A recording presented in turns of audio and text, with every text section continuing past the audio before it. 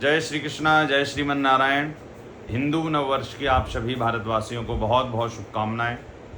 और माँ का पर्व चल रहा है। चूँकि शक्ति की ज़रूरत जीव मात्र को जीवन में पड़ती है और हमारे हिंदू सनातन धर्म में पंचदेव उपासना में एक माँ का भी अद्भुत रूप स्वरूप है, जो हम सभी भक्त जनों के ऊपर विशेष रूप की कृपा करती हैं। और माँ तो करुणामयी होती है, सदैव अपने संतान की रक्षा ही करती है।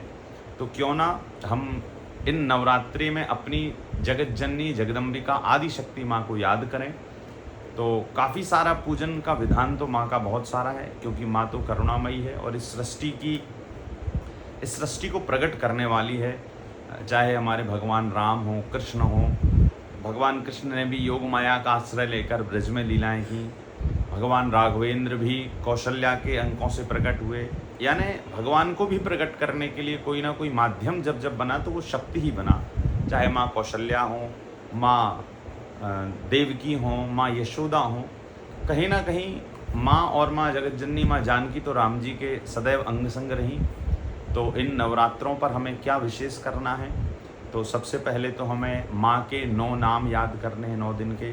प्रथमम शैलपुत्री चा, द्वितीयम ब्रह्मचारिणी, तृतीयम चंद्रघंटेति, कूष्मांडेति चतुर्थकम, पंचमम स्कंद मातेति, षष्ठम कात्यायनीति चा, सप्तमम कालरात्रि महागौरी चाष्टमम, नवम सिद्धदात्री चा, नव दुर्गा प्रकीर्तिता। यानी एक एक दिन के एक एक माँ के नाम हैं। ये बहुत सरल उपाय है। आप 9 नाम माँ के प्रथमम शैलपुत्री से लेकर नवम सिद्धदात्री तक एक एक दिन माँ का एक एक स्वरूप का पूजन करें। बस नाम बस ले लें कुछ, क्योंकि गृहस्थ जीवन में है, काम बहुत होते हैं। तो आप कुछ ना सुबह उठकर जल्दी स्नान करके और भगवान के सामने, माँ के सामने बैठकर आराधना करें।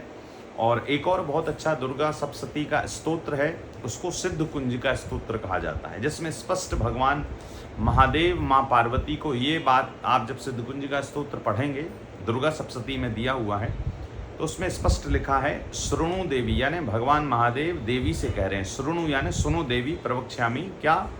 ना कवचम, ना अर्गला स्तोत्रम, ना कीलकम, ना रहस्यकम, ना सूक्तम, नापि ध्यानम, चाना न्यासो न चावार्चनम, कुंजिका पाठ मात्रेन दुर्गा पाठ फलम लभेत। अर्थात भगवान महादेव माँ पार्वती से कह रहे हैं, देवी यदि आप दुर्गा कवच, दुर्गा सप्तशती में है, दुर्गा कवच भी ना करें, अर्गला का पाठ ना कर पाएँ, कीलक ना कर पाएँ, स्तोत्र ना कर पाएँ, न्यास ना कर पाएँ, अर्चना ना कर पाएँ, कुछ भी ना कर पाएँ, यदि आप दुर्गा सप्तशती के शुद्ध कुंजिका स्तोत्र का पाठ कर लें तो उसको संपूर्ण दुर्गा पाठ फल का फल मिल जाता है। ये बात दुर्गा सप्तशती में भगवान महादेव स्पष्ट रूप से माँ पार्वती से कह रहे हैं।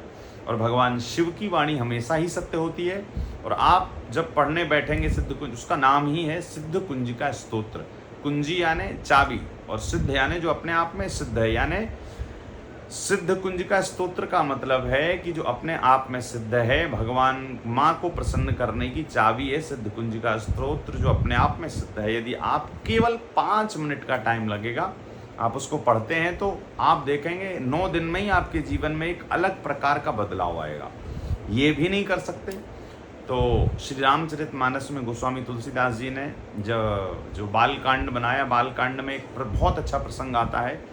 जब माँ जानकी धनुष टूटने के पहले जब माँ गौरी के मंदिर गई और माँ से प्रार्थना की है, तो बालकांड में दोहा नंबर 234 के बाद 2-3 चौपाइयाँ छोड़कर चौपाई शुरू होती, जय जय गिरिवर राज किशोरी, जय महेश मुख चंद्र चकोरी। यहाँ से लेकर भव भव विभव पराभव कारिणी, ये वाली पूरी चौपाई 3-4 चौपाइयाँ होंगी। और रामचरितमानस की चौपाई चूँकि बहुत सरल है, यदि आपसे सिद्ध कुंजिका के संस्कृत श्लोक ना बने तो आप जय जय गिरिवर राज किशोरी से लेकर और भव भव विभव पराभव कारिणी यहाँ तक की चौपाइयाँ पढ़ लीजिए।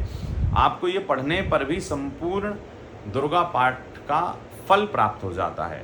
तो बहुत सीधी सीधी सरल सरल चीज़ मैंने बताई हैं। और ये जो 2-3 चीज़ें मैंने आपको बताई, ये ज़रूर कीजिए। ये करने मात्र से आप देखेंगे कि इन 9 दिनों में ही माँ की पूर्ण कृपा आप पर हो जाएगी। और जो भी आप इच्छित कामना करते हैं, जो भी इच्छित वर प्राप्त करना चाहते हैं माँ से, आप देखेंगे कि आपको मांगना नहीं पड़ेगा और माँ अपने आप आपको प्रदान कर देगी। तो इन्हीं सुंदर बातों के साथ आप सभी को जय श्री कृष्णा, जय श्रीमन नारायण, जय माता दी।